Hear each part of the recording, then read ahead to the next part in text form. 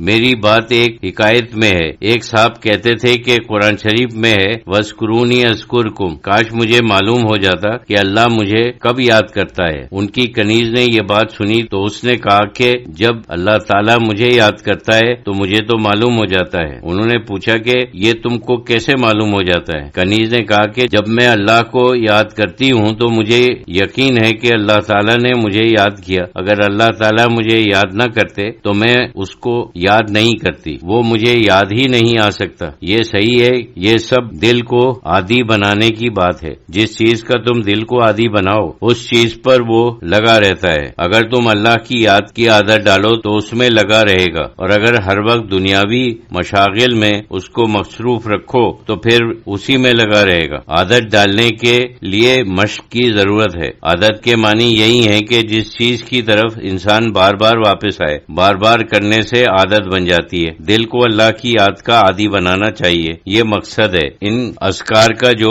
صوفیوں کے یہاں مقرر کیے گئے ہیں۔ جب عادی ہو گیا تو چاہے کوئی باقاعدہ بیٹھ کر ذکر کرے یا نہ کرے، اس کا دل ہر وقت ذکر میں رہتا ہے۔ انسان کی فطرت اس قسم کی ہے کہ اس کو ہر وقت روحانی غذا کی ضرورت ہے، بالکل اسی طرح جس طرح سے جسم کو جسمانی غذا کی ضرورت ہے۔ اس وجہ سے اللہ تعالی نے نماز مقرر کی ہے، چاہے وہ کوئی بزرگ ہوں یا یہاں تک کہ انبیاء ہوں یا اولیاء ہوں یا صدیقین ہوں یا صالحین ہوں یا بالکل عامیانہ لوگ ہوں، سب کے اوپر یہ پابندی ہے۔ اور یہ بھی ایک ذکر ہے، وَأَقِیمُوا الصَّلَاةَ لِلذِّکْرِ، یعنی صلاۃ کے معنی بھی ذکر ہی ہیں، یعنی یاد کے لیے نماز پڑھا کرو۔ سب کے لیے یہ مقرر کر دیا گیا ہے۔ کچھ وقت صرف اللہ کے ذکر کے لیے خاص ہو، چاہے وہ کسی درجے کا ہو، یہ اپنی اپنی ہمت کے اوپر ہے۔ کچھ وقت دن میں صرف اللہ کے ذکر کے لیے مختص کرنا پڑے گا، جتنی ہمت ہو اتنا زیادہ کرے، لیکن کچھ ہونا چاہیے۔ اور مدامت جو ہے وہ بڑی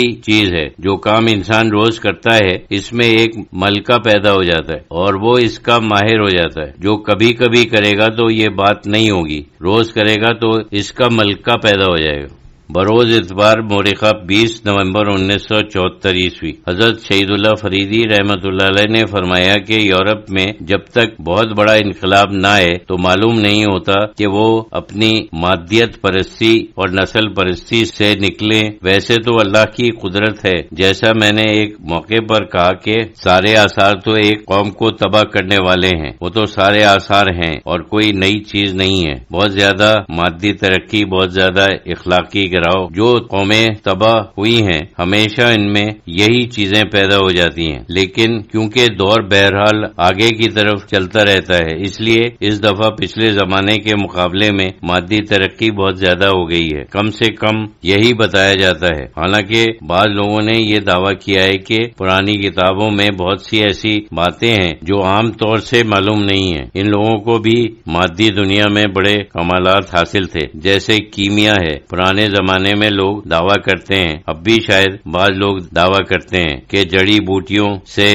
چیزوں کو یا تانبے کو سونا بنا لیتے ہیں، اور وہ کہتے ہیں کہ آج کل کے عوام کے مطابق بھی یہ کام کیا جا سکتا ہے، کچھ تصرف کرنے لگے ہیں ایٹم اور مولیکیولز جیسی چیزوں میں، لیکن تبدیلی کرنے میں وہ سونے سے زیادہ مہنگا پڑ جاتا ہے، لیکن کر سکتے ہیں۔ کہتے ہیں پہلے زمانے میں بھی کرتے تھے، اگر یہ کرتے ہیں تو وہ بھی کرتے تھے۔ بہت سی ایسی چیزیں نکل آئیں گی جو اس زمانے میں کرتے تھے، لیکن بہرحال ایک تناسب ہے۔ جب مادی اغراض، روحانی اغراض اور اخلاقی قدروں کے اوپر اتنے حاوی ہو جائیں جیسا کہ ان لوگوں کے ہو گئے ہیں تو سوائے تباہی کے اور کوئی نتیجہ نہیں ہے۔ بس یہ دیکھنے کی بات ہے کہ کب یہ بھی ایک خاص چیز ہے کہ جو قومیں تباہ ہونے والی ہوتی ہیں، عام طور پر ان میں سے بہت سے لوگ لکھنا شروع کر دیتے ہیں کہ یہ تہذیب اور ہماری قوم تباہ ہونے والی ہے۔ یعنی یہ نہیں کہ کبھی تو معلوم نہیں، کیونکہ جتنی تہذیبیں تباہ ہوئی ہیں ہمیشہ ان کے یہاں کے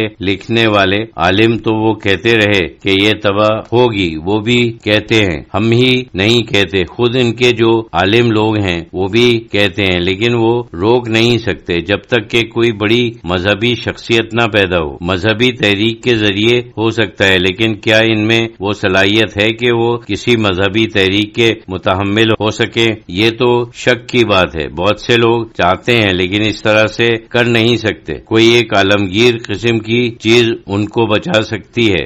انسانی ضروریات جو ہیں وہ آسانی سے پوری ہوتی ہیں، بہت زیادہ ساز و سامان کی ضرورت نہیں۔ یعنی جو کوئی اللہ سے محتاط رہے، اللہ کا ہر وقت خیال رکھے، تو اللہ اس کے نکلنے کے لیے ایک راستہ بنا دیتا ہے، یعنی کوئی سبب بنا دیتا ہے، یعنی اور جہاں سے اس کو امید بھی نہیں تھی وہاں سے اس کو رزق عطا کرتا ہے۔ یعنی یہ تسلسل ہے، اس میں تقوی اور شک بتایا گیا ہے۔ یعنی جو تقوی اختیار کرے، ارتقاء کے معنی اللہ سے ہر وقت محتاط رہنا اور اس سے ڈرتے رہنا، یعنی ہر وقت خیال رہے کہ اللہ کی مرضی کے خلاف کوئی کام نہ کریں۔ اس قسم کی جو احتیاط ہے وہ بالکل ڈرتے نہیں ہے، ایک قسم کی احتیاط ہے، یعنی بچے رہنا، اللہ کی مرضی کے خلاف کام کرنے سے بچے رہنا۔ جو کوئی یہ کرے تو اللہ تعالیٰ فرماتا ہے کہ میں اس کے لیے ایک سبب بنا دیتے ہیں، نکلنے کا راستہ بنا دیتے ہیں، جہاں سے وہ سمجھ بھی نہیں سکتا تھا وہاں سے اس کو رزق پہنچاتے ہیں۔ ہمارے یہاں تو مادیت کا حال یہ ہے، تقوی اختیار کیا جائے، اس کے یہ معنی بھی ہیں کہ یہ سمجھنا ضروری ہے جو رزق ہم کو پہنچے گا تو وہ صرف اللہ کی طرف سے پہنچے گا۔ دنیاوی ذرائع جو ہیں وہ اس وقت کام آئیں گے